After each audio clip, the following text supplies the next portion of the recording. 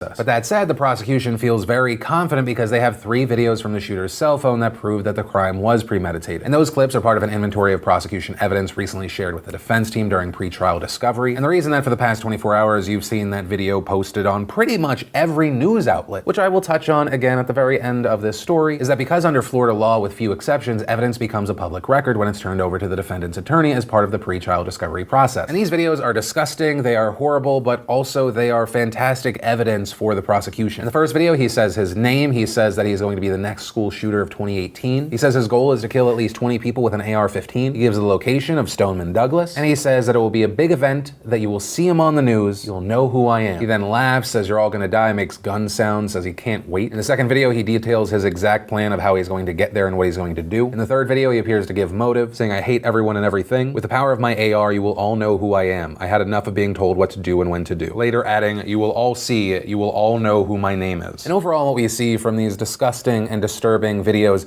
is a twisted monster who premeditated his attack, talking about it and then being excited about being made famous. Which is why I want to say to any of the mainstream media, news outlets, indie outlets, any kind of news blogging organization that promoted this video, just plastered this asshole's face and name all over the place. And in a video where he is so excited knowing that the media is going to eat this up and showcase his face and he's going to be made famous. Go fuck yourself right in your stupid fucking face. At this point, I cannot believe that there is anyone out there in the news world that is ignorant to the fact that when you plaster these faces and names all over the place, you make these people famous, you also incentivize copycats. You're incentivizing the next mass shooter, and you have a track record of just feeding these people. The extra clicks and ad dollars from people's morbid curiosity shouldn't be the driving force behind your news organization. You should always try to think how things are going to affect people. People should matter. Common decency, common sense should matter. Hell, look at this year's NBA Finals. If someone just,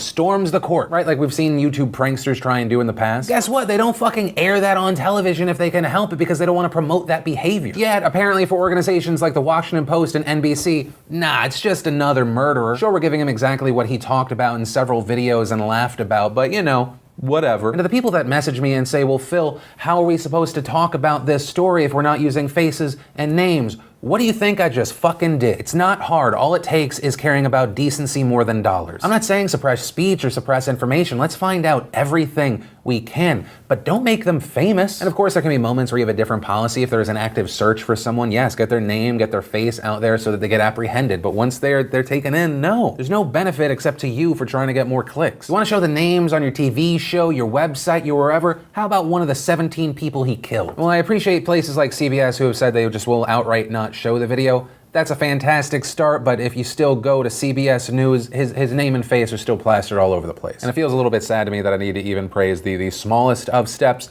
but hopefully this slow kind of tippy toe can turn into a full-on sprint to not being complete shitbags. But that's where this non-advertiser friendly rant is going to end.